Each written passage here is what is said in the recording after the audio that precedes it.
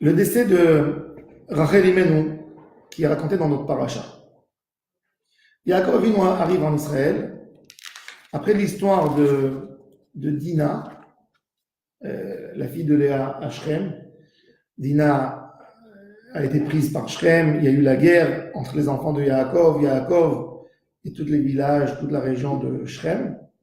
Yaakov décide de monter à Beth-El pour réaliser son serment qu'il avait fait à l'époque de venir et de faire un autel et de servir Dieu dans l'endroit où Dieu s'est révélé et lui a promis qu'il allait partir et retourner en bon état. Ils arrivent à Beth-El et Yaakov Avinu accomplit ce qu'il a fait. Il prend la même pierre, la pierre qu'il avait mis à l'époque quand il avait dormi. Il avait pris cette pierre, il a mis de l'huile dessus et il reverse de l'huile sur cette pierre. D'ailleurs, il est écrit dans le Midrash que le débat que Yaakov a eu avec l'ange, c'est parce que Yaakov est parti. Pourquoi Yaakov est parti traverser le fleuve en pleine nuit pour récupérer quelques éléments qu'il avait à côté du fleuve? Alors, il est écrit dans les Mefarshim, dans le Siftei Kohen, et dans Zevar Toda et dans quelques autres livres, qu'en fait, Yaakov avait oublié, de l'autre côté du fleuve, il avait oublié le petit tonneau d'huile qui devait verser sur cette pierre. Et ce tonneau d'huile, c'est ce tonneau d'huile qui a donné la force au Hashmonaïm. C'est ce tonneau d'huile du Kohen Gadol. C'est le même tonneau d'huile qui était de Yaakov Avinu, qui était gardé dans Am Israël. Bon, comme ça, ils disent les Mefarshim. Et Yaakov, quand il est à Beth-El, il arrive à Beth-El.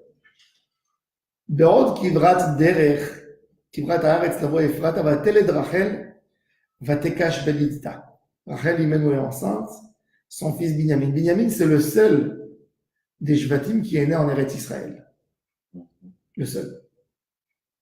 Et Rachel souffre énormément dans l'accouchement. Et la sage-femme qui l'a fait accoucher lui dit: ne crains pas, car cet enfant, c'est un mâle, c'est un garçon. Tu as complété les 12. Rachel qui souffre tellement, elle appelle Binyamin le fils de ma douleur, Ben Oni. Ve'aviv, son papa, l'a appelé Benyamin, pour admirer sa femme, le fils de ma force. La force de Yaakov était Rachel. Le bras droit d'un homme, c'est sa force. Donc, Binyamin, le fils de mon bras droit. Et Rachel meurt, et elle se fait enterrer à Ephrata, Bethléem. Il faut savoir qu'il y a un grand débat où Rachel Imenu a été enterrée. Alors, je vais amener le sujet et le débat. Nous, aujourd'hui, on sait que la tombe de Rachel, c'est Bethléem. Sauf qu'il nous manque un donné. C'est quoi Bethléem? Dans la Bible, on a 3 Bethléem.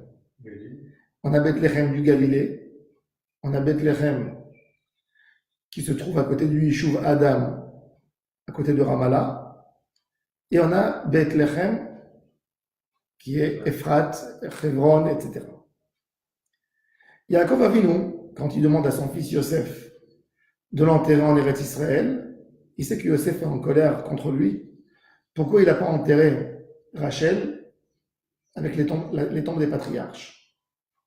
Puisque Rachel, c'était la femme principale que Yaakov aimait, il fallait lui donner son honneur de l'enterrer là-bas. Puisque si Yaakov est enterré à côté de Léa, quelque part on dit, la femme de Yaakov, c'est Léa. Et pourtant, la femme de Yaakov, qui l'admirait tellement, c'était Rachel. Yaakov savait que Yosef était vexé du fait que Rachel n'a pas été enterrée dans la grotte, Marat Marpella, et lui dit: mon fils, comprends-moi. C'était loin d'amener ta maman de Bethléem jusqu'à Hébron. Il dit: ta maman est morte, Vatikaver Bederech Ephrata, hi Bethléem. C'est où Ephrata? Oh, c'est écrit alors, il a fait. C'est écrit Vayehi Od Kivrat Haaretz Lavo Ephrata. C'était encore loin d'arriver à Ephrat. Rashi amène Menachem. Menachem dit Kivrat Eretz, la chambre Kabir, Ribouille, long. Et c'est logique de dire non. Mais le Ramban amène le texte de Kivrat et il cite Rabbi David Kamchi le Radak qui dit que le kaf il est dimayon, c'est-à-dire qu'en fait, ke barat lechem, comme le moment de préparer du pain, de faire un. C'est peu. Ça veut dire, alors, d'après Menachem, le mot kivrat, il vient de la racine kabir, grand. Comme en arabe, tu dis kbir, grand. Kivrat, grand. Mais Radak, il a dit que c'est comme si c'était écrit ke barat lechem. Comme manger un petit repas, un petit déjeuner le matin, c'est vite fait. Le Ramban, il dit tout ça, j'ai écrit au début. Ve'achshav zachiti ubati l'Yerushalayim shevach la'el hatov ve'ametiv. ראיתי בעיניי שאין מין קבורת רחל לבית לחם אפילו מיל, והנה הוכחש הפירוש הזה.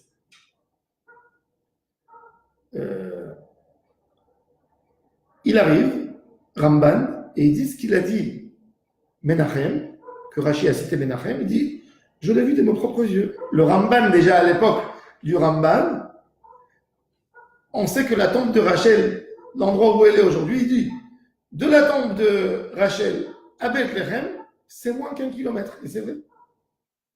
Jusqu'aujourd'hui, la tombe de Rachel est à la frontière de Bethléem. Là, aujourd'hui, elle est entourée avec une barrière. Tu continues un peu la route, tu rentres à Bethléem. C'est très proche. Ramban, il nous dit, c'est très proche la tombe de Rachel à Bethléem. Donc, c'est pas comme il a écrit Menachem, c'était très loin, Kivrat, Kabir, long. Mais Ramban, il pose des questions. Il dit non plus, je ne peux pas dire que c'est peu, très peu. Il dit, il dit, on dit dans la tombe de Rachel, Kol Barama Nishma, Nehi Berit Amori. Barama, c'est une petite montagne, et la tombe de Rachel n'est pas sur la montagne. Parce que c'est Rama de Shmuel.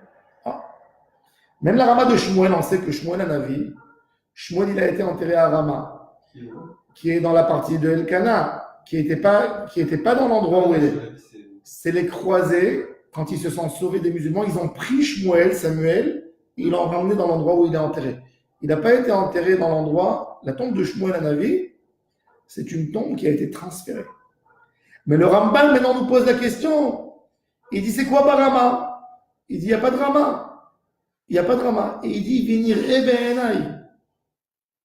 Ki kvara Yaakov baderech velo echnisa la'ir Bet Lechem Yehuda lefi shetzafa ברוח הקודש של בית לחם אפרתה יהיה ליהודה ולא רצה לקוברה רק בגבול בנה בנימין. Le Ramban a posé une question intéressante. Il s'est aperçu l'endroit de Rachel. Il dit pourquoi Yaakov Avinu, il a arrêté 800 mètres avant Bethléem et il n'est pas parti enterrer Rachel dans le cimetière de Bethléem. Pourquoi il a, à l'époque, l'enterré dans un endroit isolé? Alors le Ramban dit que Yaakov Avinu, par Ruach HaKodesh, il savait que ça va se partager, Israël va être partagé dans certaines tribus, et ça ne se faisait pas, puisque la ville Bethléem, elle appartient à Yehuda. D'accord? Bethléem, c'est Yehuda, Hébron, tout ça, c'est Yehuda. Par contre, l'enterrement de Rachel, il passe encore dans les frontières de son fils Binyamin. Donc, il a voulu l'enterrer dans la place de Binyamin. Aujourd'hui, il y a des chercheurs, pas aujourd'hui, déjà dans les années 60, qu'eux, ils se sont posés plusieurs questions sur l'identité de la tombe de Rachel.